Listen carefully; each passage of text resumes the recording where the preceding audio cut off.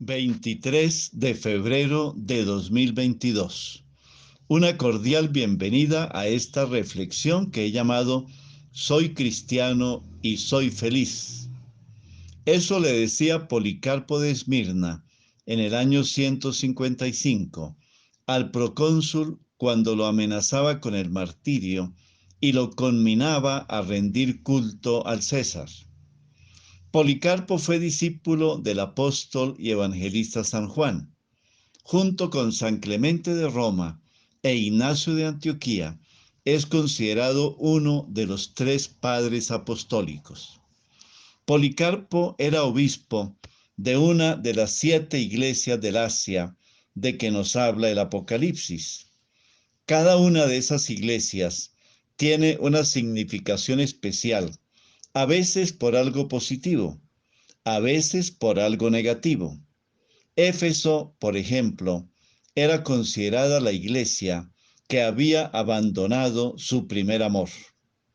Esmirna, la diócesis donde Policarpo era obispo, era la iglesia que en ese momento sufría persecución. Pérgamo, la iglesia que necesitaba arrepentirse. Tiatira era la iglesia que tenía una falsa profetisa.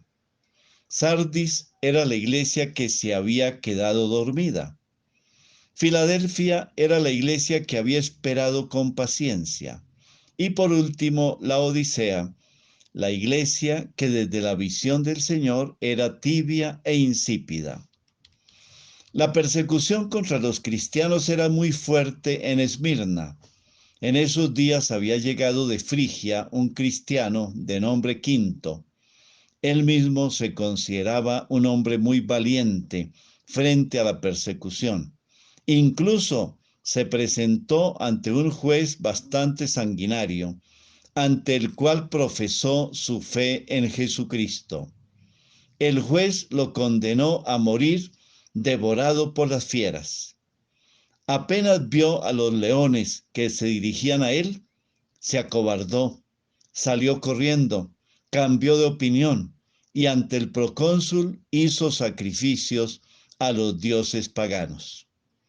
Por eso decían en aquella época que aquellos que se presentaban como voluntarios para sufrir los suplicios por el Evangelio fácilmente se atemorizaban ante la crueldad de los tormentos, mientras que aquellos que no buscaban el martirio, sino que trataban de esquivarlo, si los apresaban eran más fuertes para enfrentar la persecución.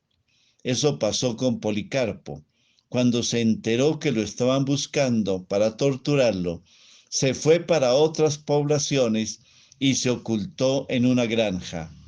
Pasaba los días enseñando a los lugareños, trabajando en la granja y orando al Señor.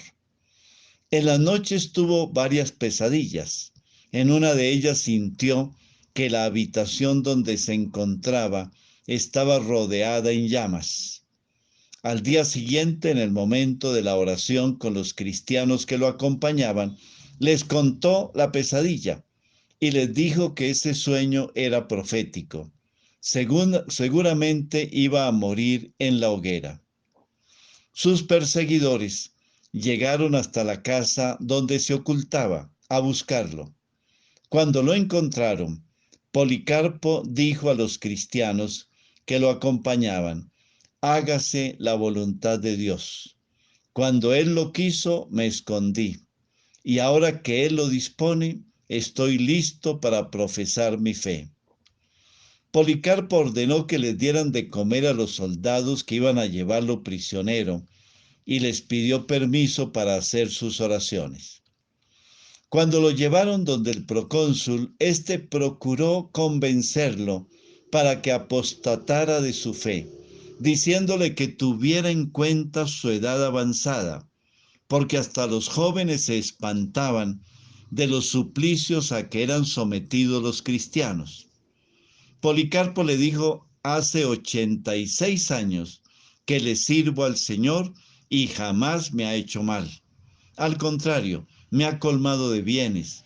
¿Cómo puedo apostatar de aquel a quien siempre he servido, a mi Maestro, mi Salvador, de quien espero mi felicidad. Te he dicho públicamente que soy cristiano, y por más que te enfurezcas, yo soy un hombre feliz.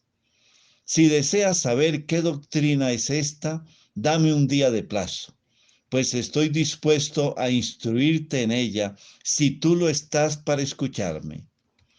Policarpo fue quemado en la hoguera por negarse a quemar incienso en adoración al emperador romano Antonino Pío.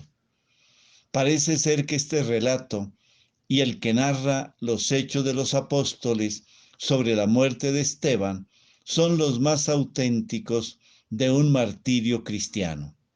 San Ireneo de León, quien fue su discípulo, hace memoria de él con mucha nostalgia, diciendo: recuerdo el lugar donde el bienaventurado Policarpo se sentaba para dirigirnos su palabra, cómo entraba en materia y cómo terminaba sus instrucciones, su género de vida, las pláticas que dirigía a la muchedumbre, cómo contaba su trato con Juan y con los demás que habían visto al Señor, y cómo recordaba las palabras de ellos, y qué era lo que había oído de ellos acerca del Señor, ya sobre sus milagros, ya sobre su doctrina.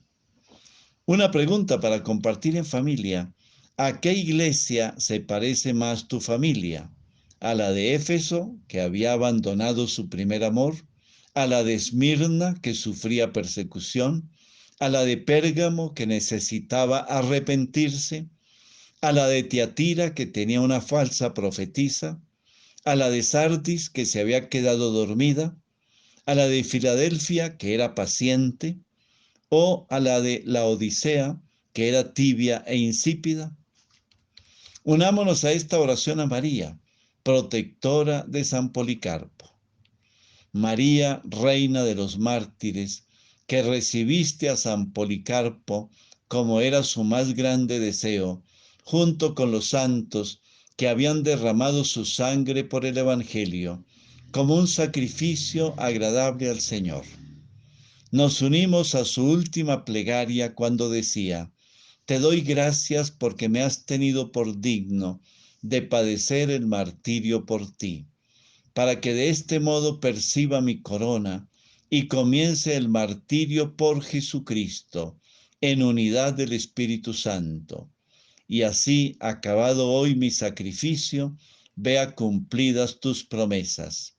María, Reina de los mártires, ruega por nosotros. Amén. Bendiciones del Señor para cada uno de ustedes y sus familias.